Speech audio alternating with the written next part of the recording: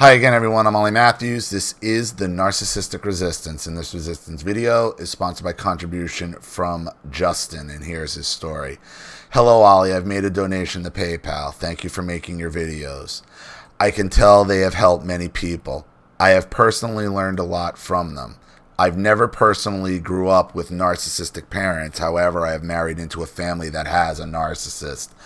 I have watched this lady run amok in her family for the past 6 years. She's done terrible things to her family. The family has known she has a mental disorder for years. They know her pretty well and can figure out how she might act. For some reason, they have never taken the time to research exactly what the disorder is. It seems they're missing the full picture about why she does what she does. Finally, 2 weeks ago, I got curious and went to YouTube. After 6 years of observing her behaviors and through your videos, I figured out she's a narcissist. At the current time, though, my wife and I may be in potentially dangerous situation with the narc. Let me tell you the key family involved here. My name is Justin. I've married Kim. Kim's parents are Veronica and Michael. Veronica and Michael were married until my wife was about 10, then they divorced. Veronica is the family narcissist. So fast forward, so your wife's mother is the narc. So fast forward, Kim is 19. She has a son, Greg. Greg gets taken from Kim and ends up in the care of Michael and his new wife. So your current wife had a child, Greg, at 19. And they took the child and gave it to her father and her stepmother. Got it.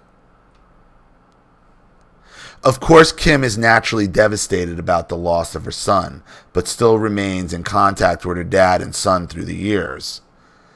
The dad's side has their problems, but I do not believe they are narcissistic. Well, then why did they take her child? Like, what was the reason of taking your wife's child at 19? I mean, she was an adult. The other players in this story are Mom Esther and Mom Annette. Esther is Veronica's mother, so your wife's grandmother on your mother's side, and Mom Annette is Esther's mother. Wait, who's Esther again? Oh, that's her great-grandmother. Gotcha. Esther is grandmother's. There are 5 generations alive in this family. My wife and I are currently 30. Veronica and Michael are 50s. Esther is almost 70. Mom is 95. And the kid Greg is now 15. Mom Annette is literally the kid's... Wait a minute. I thought you said, wait, if Greg is 15 and she had him at 19, how are you and all both 30? Your math is off. Like, she must have had him at 14 then. That's why the father had custody, not 19. The kid Greg is now 15. Mom Annette is literally the kid's great-great-grandma. Besides Veronica, everyone else in the family has the best interest of other people at heart. Let me get into Veronica. I feel like I could literally go on for days telling stories what she's done to the family. I'll share a few bad ones she's done to Greg. She took Greg, who was 11 at the time, on a cross-country vacation. After they left, she proceeded to say, "We're gonna save money this trip," and eat salad the whole time. By the second or third day, the kid was absolutely miserable, hungry as hell. He was so hungry he begged for his normal food. She kept refusing. She caught him stealing candies the housekeepers left and got reprimanded. Finally, on the third day, her boyfriend came to his rescue and shouted, "Enough." After that, he ate normally for the rest of the vacation. After watching your videos, we now realize that him begging for food gave her a power trip. Imagine getting your kicks from making a child beg for food. Poor kid was miserable, so hungry, and so far from home. I began a job that allowed me to travel across the country, and it also allowed my wife to come with me. So to make a long story short, I had gotten off work one night in Washington, D.C. We laid down to sleep, lights out. Not 30 seconds later, the phone rings. It's 12-year-old Greg, and he's highly upset. He just got off the phone with Veronica. Veronica said Kim is not really out traveling the country. She's just lying to you because she doesn't want to see you. She's really just around her hometown doing heroin. So this put Greg in a bad place. She's trying to divide and conquer. Who are you going to believe? Me or your mom, huh? What is it? What's it going to be, kid? You're talking to a fucking child telling him his mom is on dope and doesn't want to see him? However, this dumbass narc didn't realize that my wife had a separate Facebook page documenting our travels with picture after picture and state after state, and the kid followed it. So he knew she was full of shit, but yet still upset that his grandma would lie so badly to him. Years later, it's become a running joke that we're really great at photoshopping Facebook pictures. So now moving on with the story, let me get into the relationship between Veronica and Kim. It's the typical narcissist mother versus daughter relationship. Veronica is always in competition with Kim. She further spreads rumors about Kim and torments her in other various ways, typical of a narcissistic mother. Kim has been no contact for a few years. So since Greg was a small child, he lived with Michael, and this is where the competition heats up. She constantly made conflicting plans to see Greg. As soon as she got wind Kim was coming for Greg, she was right there making plans for the same goddamn weekend. At this point, if you're in your 30s, why? By the time Greg was 12, your wife had to be 28, 29. Like, why is Greg still living with her father at this point? Why, if you're married and you're with her, why is Greg not come to live with you guys? I can remember this happening on a number of occasions and my wife's blood boiling. Once she even extended her hotel stay with Greg an extra day just so we could not see him. Moving forward now, Greg is 15 years old. There is major financial problems at Michael's house. Bills aren't getting paid, internet about to be shut off, expired car tags, etc. Greg even finds his own house in foreclosure on Zillow. Greg knows he needs to get out fast. My wife and I are across the country at the time. The only immediate place to go was Veronica's house, with Greg's reasoning being that at least Veronica is more financially stable and knowing there will be a roof over his head, so Michael agrees he can go, packs up, and moves to Veronica's. Well, why didn't you come back for him? Like, there's a lot of holes here, Justin, in this story. There's a lot of holes. Like, yeah, we're off traveling the country. Like, here's her chance. She was so devastated that he got taken away. You're saying it was at 19, but it had to be at 14 if you're only 30 now and he's 15.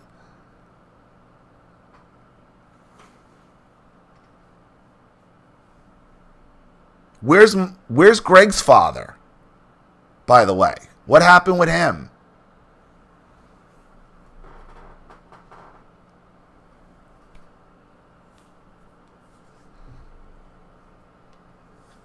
When my wife found out he was moving there, surprisingly, she was very happy. I'm like, you're happy he's moving in with her? She said, yep, it's inevitable now. We're getting my son back. Both she and Greg knew he wouldn't last long, and now the story gets even better. Let me tell you what the narc tried to pull. We had moved 6 hours away just because of her, so she hadn't fucked with Kim in a while. I guess she figured it was our time. After Greg moved into her house that first week, that same weekend, she took a trip down with Greg to our home and stayed in a hotel. If I had to guess, her thought process probably went something like, ha ha, I'm in your new hometown now, bitch. And guess what? I got your son with me. Ha ha ha. What dumbass Veronica didn't realize is she fucked up with Greg so much he was done with her after that first week. He called Michael right from the hotel room and got permission to come live with us. Greg met us in the lobby with a small bag of clothes. He got in the car, and just before we pulled off, he said, "Look, she's staring out the window at us." Knowing what I learned about narcs recently, I know she must have sunken down low that evening. In her eyes, she was watching as her supply left the parking lot with her competition for good. Now Greg gets to our house with only a few changes of clothes. The next day, he gets a text from Veronica, but he's busy and forgets to respond. The following day, he contacts Veronica to see if she will send him his stuff. Yeah, right. She immediately switches the topic of conversation to, "Why won't you talk to me?" And, of course, Kim has turned you against me. So the message is clear, he isn't going to get his stuff without a fight. The next day, both Mom Esther and Mom Annette go to Veronica's house and somehow, very surprisingly, leave with his stuff. So they mail Greg his stuff to the house. The next day, shit hits the fan at Mom's house. Veronica comes over and has her childish narc meltdown. She blames her mother Esther for taking Greg away from her and warns Esther to stay away from her family. By the end of her meltdown, she's grabbing the 95-year-old Mom by the shirt violently and screaming, "Dope, dope, the kid is on dope." Towards the end, even tried to get Mom Annette to come on a car ride with her. That old woman said hell no, and Veronica stormed out. Seems like a lot of these narcs claim someone's on dope quite often. Knowing more about the narcissist now, I realize this event probably sent Veronica into depression. It's now been 2 months since this happened and everything remained really quiet. I really hope it stays that way. I'm not sure if this narc will take revenge or not. I mean, we live 6 hours away and the kid is now with us. The kid is the last thing she could hold over my wife's head. Maybe I'm paranoid by thinking she might call CPS on us. She's never called on anyone before. But with the narc, you just don't know. Thoughts or opinions? What should we do next? The first thing you need to do, first of all, I can't tell you how fucking lucky you are. How fucking lucky she is that he came back to her like that. She's lucky. She is really lucky. The first thing you should do is to be filing for legal custody of him. Because once you have legal custody, it makes CPS taking him away a lot harder.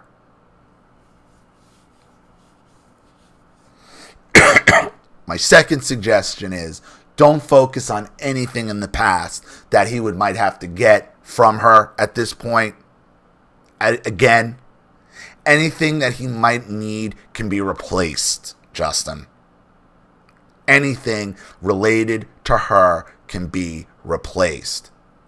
I wouldn't even have gone so far. I would have been like, fuck it. I'd have been so happy that he came back. I'll buy you all new stuff.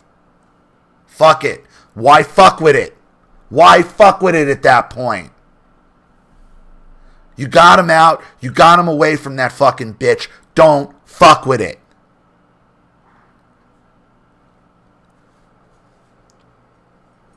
The next move is legal custody of her own child. He can't handle it. It's her kid to begin with. She's married. You're successful. You're traveling around. You can handle it.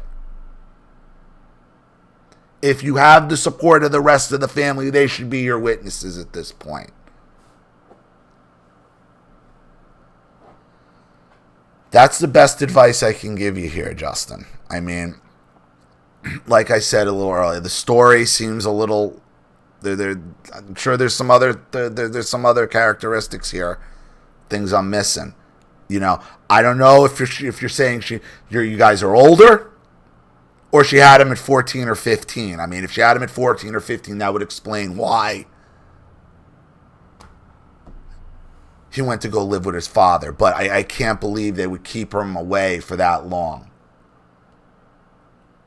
Especially after she's married and you're successful. The first thing I would have been doing was figuring out how to get him back.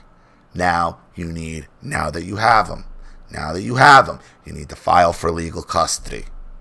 And always remember, anything physical the narcissist might have of his can be replaced. Don't fuck with it. So, I hope that helps. Thank you for your contribution and your story, Justin. I really appreciate it. Thank you to everybody watching. Please leave any opinions or advice in the comment section below. And again, if you want your story read on the channel, you have a topic you'd like me to cover, a narcissist you'd like to expose, you'd like to set up Skype, a phone call, have a private video made, or a Facebook live chat, or you'd like to sponsor a video like this for someone who needs help and can't afford it, or just make a contribution to the channel in general to keep it supported, growing, and successful. Because this channel survives 100% on contributions from all of you. Without you guys, all this goes away. So if you like what you see here and you want to see more videos like this, you know what to do with the PayPal and email links in the description box. Also, please like and share this video wherever you can. Subscribe to my channel if you haven't. And be sure to click the subscription bell to be notified of all my video uploads. I'm Ollie Matthews. This has been the Narcissistic Resistance.